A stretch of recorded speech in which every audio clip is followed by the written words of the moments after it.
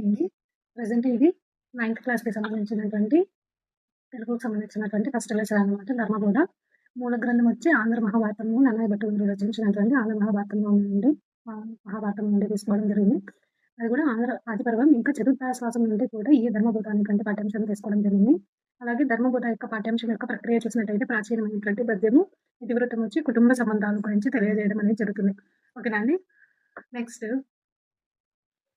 ఈ పాఠ్యాంశంలో చదవండి, చర్చించండి అనేటువంటి సెషన్‌లో చదవండి, చర్చించండి అనేటువంటి కాలమ్‌లో అయితే దీవెన అనేటువంటి ఒక పోయంని కూడా ఇవ్వడం అనేది జరిగింది.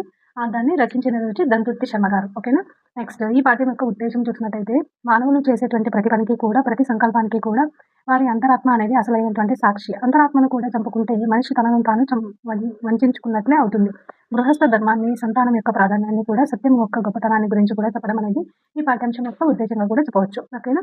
ఈ పాఠ్యాంశం యొక్క ప్రధానంగా ఉద్దేశం ఏంటంటే గృహస్థ ధర్మం గురించి, సంతానం యొక్క ప్రాధాన్యం గురించి, సత్యం యొక్క గొప్పతనం గురించి కూడా చెప్పడం అనేది ఈ పాఠ్యాంశం యొక్క ఉద్దేశంగా చెప్పడం జరుగుతుంది. నెక్స్ట్ నేపథ్యం అయితే ఇక్కడ చూసుకున్నట్టయితే విశ్వామిత్రుడు మహర్షి కావాలని తపస్సు చేస్తూ ఉంటారు. ఓకేనా. ఆ తపస్సుకు కూడా భంగం కలిగించడానికి దేవతలు ఏం చేస్తారంటే మేనకను కూడా పంపించడం అనేది జరుగుతుంది. మేనకను పంపించడం ద్వారా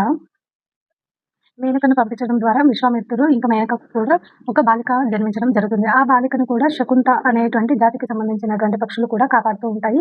కాబట్టి ఆ బాలికకు కూడా శకుంతల అనేటువంటి పేరు అనేది పెట్టడం జరిగింది. ఎవరు? కర్మ మహాముని గారు ఆ బాలికను శకుంతల అని నామకరణం చేసి తన దగ్గర పెంచుకోవడం అనేది జరుగుతుంది. నెక్స్ట్ దుష్యంతుడు ఒకరోజు వేట కోసం కూడా వెళ్తూ కర్మ మహాముని యొక్క ఆశ్రమం దగ్గర ఆగడం జరుగుతుంది. అలాగే శకుంతలను కూడా చూడడము, నెక్స్ట్ ఆమెను గాంధర్వ వివాహం కూడా చేసుకొని తర్వాత తన రాజ్యానికి కూడా వెళ్ళిపోవడం జరుగుతుంది.